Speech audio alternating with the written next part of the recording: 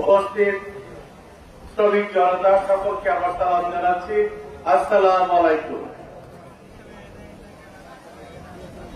বক্তব্য আসলে খুব একটা দেওয়ার নাই। অনেকে প্রশ্ন করে যে টাঙ্গাইল শ্রমিক ফেডারেশন দীর্ঘদিন ধরে এই মে দিবস পালন করে আসছেন, কেন আপনারা এই 2 বছর ধরে এত ব্যতিক্রম করছেন? শ্রমিক ফেডারেশনের একটা ঐতিহ্য আছে টাঙ্গাইলে। আমার বাবা শ্রমিক ছিলেন, আমি জানি সেই শ্রমিক ফেডারেশনের ঐতিহ্যটা।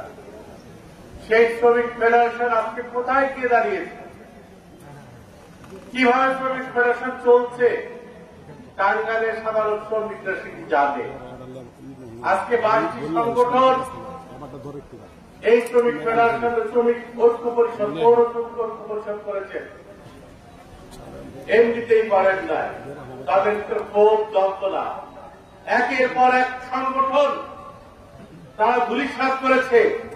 পছন্দের লোক হলে সংগঠন থাকবে, নাহলে থাকবে না, ফেডারেশন অন্তর্ভুক্ত করবে না, এই ধরনের কথাই তো ছিল, তাই না? আর সেইটার প্রতিবাদ করেছে সাধারণ শ্রমিকরা।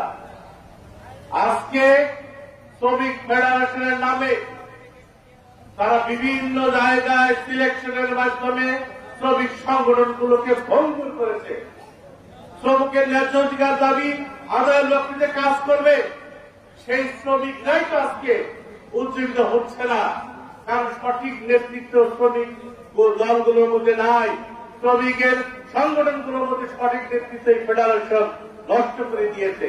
সেই কারণে টাঙ্গাইল মেয়রের নেতৃত্বে, 22টি সংগঠনের নেতৃত্বে পৌর শ্রমিক ঐক্য পরিষদ আজকে গড়ে উঠেছে এবং তারই ফলশ্রুতিতে আজকে হাজার হাজার লোকের এই সমাবেশ, রোদ্রি, প্রচন্ড রোদ্রি এবং আমাদের এই মরুভূমির মধ্যে অনুষ্ঠান করার সুযোগ দিয়েছে। তারপরেও এই জায়গায় আরো রোদ্রি প্রবণতা বেশি, সেই কারণে অনেক লোক এসেছে, অনেক শ্রমিক সমর্থন দিয়েছে, কিন্তু তারা বসছে না, আশেপাশে দাঁড়িয়ে আছে, অনেক জায়গায় দাঁড়িয়ে আছে, কথা শুনছে।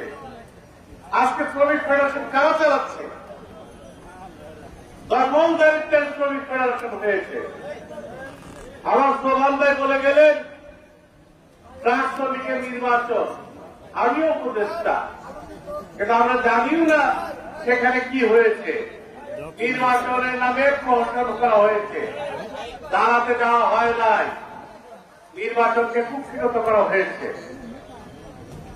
আমরা বলি যিনি আজকে সাধারণ সম্পাদক শ্রমিক ফেডারেশনের, তার মাদার সংগঠন কি? তার মাদার সংগঠনে কিন্তু হদিস নাই। আমি গিয়েছিলাম সমভবনে 2018 সালের যে সিএনজির কমিটি, সেই কমিটি কিন্তু বহাল রয়েছে, তাদের কোন কমিটি কিন্তু অস্তিত্ব তারা নাই। ভুয়া কমিটির উপরে তারা এই সংগঠনগুলো দাঁড় করে। এরা কারা? একের পর এক ধর্ষণ করে যায়, আমরা জবাব দিতে পারি না। ভাই আমরা তো এমপি, কই আমাদের ভাইদের নামে এই ধরনের কোন কথা শোনা যায় না। 3 বারের এমপি হয়েছি, মর্যাদা রাখার চেষ্টা করি। আমি এমপি সাহেবকে বলবো সংগঠনে নির্বাচন দেন, নির্বাচিত প্রতিনিধিদের হাতে শ্রমিকদের সাথে কাজ করে। যদি নেতৃত্ব চান, নির্বাচনের মধ্য দিয়ে সংগঠন তৈরি করেন। 8 মাসে তারপরে কথা বলবো, তার আগে কথা বলতে রাজি না। শ্রমিক ঐক্য পরিষদ 1 মে পালন করছে, ইনশাল্লাহ